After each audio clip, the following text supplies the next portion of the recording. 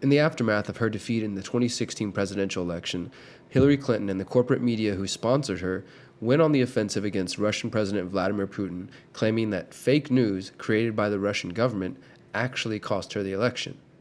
The epidemic of malicious fake news. Fake news. Fake news. Fake news. It's fake news. Fake news. Fake news. Fake news stories Can have real-world consequences. The fear tactics used by CNN and other pro-Hillary networks is eerily similar to that of the propaganda campaign used by President George W. Bush in the lead-up to the invasion of Iraq in 2000. In my line of work, you got to keep repeating things over and over and over again for the truth to sink in, to kind of catapult the propaganda.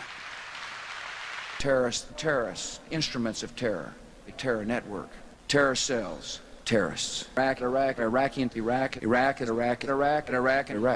Iraq. Russians. Russia. Russian government. Russian propaganda outlets. Foreign power. Russian intelligence propaganda. Foreign aggressors. On the eve of the Iraq invasion, Bush called for political unity, and a sense of heightened urgency was created to push through his agenda. Hillary, too, is now trying to drum up unity and urgency for her agenda. This isn't about politics or partisanship. Lives are at risk. Lives of ordinary people just trying to go about their days, to do their jobs, contribute to their communities. There were three main reasons for going to war in Iraq. All three of those turned out to be false. I don't think we ever said, at least I know I didn't say, that there was a direct connection between September the 11th and Saddam Hussein. Saddam Hussein aids and protects terrorists, including members of al-Qaeda. As months went by and no weapons of mass destruction were found, the propaganda campaign was revealed to be a lie. But by that time, the military were already firmly established in the region. There were not weapons of mass destruction there. You said you knew where they were.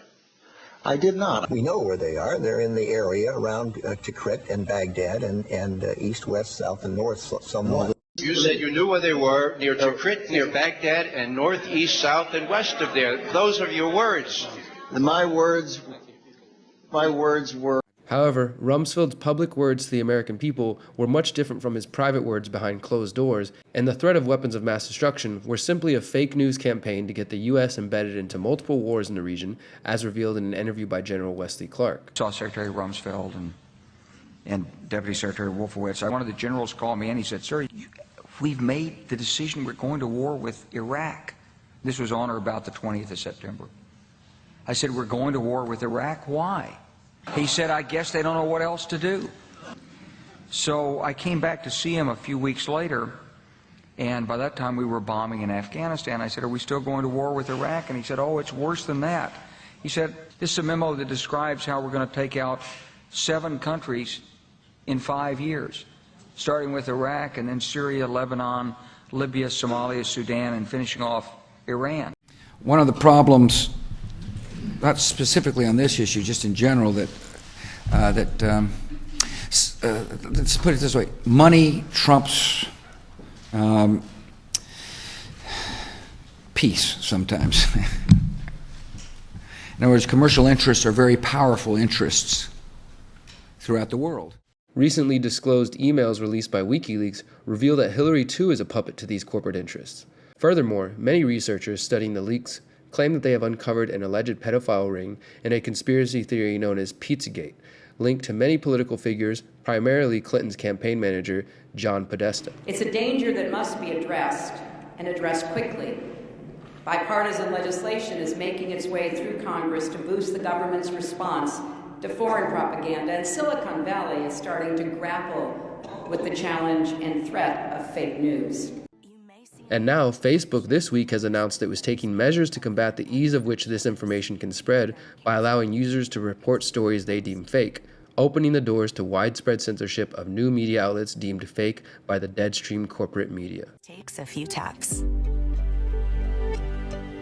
Your report helps us track and prevent fake news from spreading.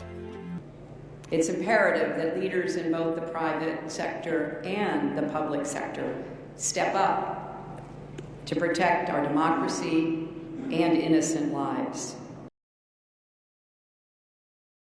I think these disinformation sites are like a spider web, with the initial lie right in the middle, then spreading out in all directions onto dozens of other sites that all link to each other, strengthening the entire web. You can see it here all over these sites. It makes it seem never-ending. It makes it seem true.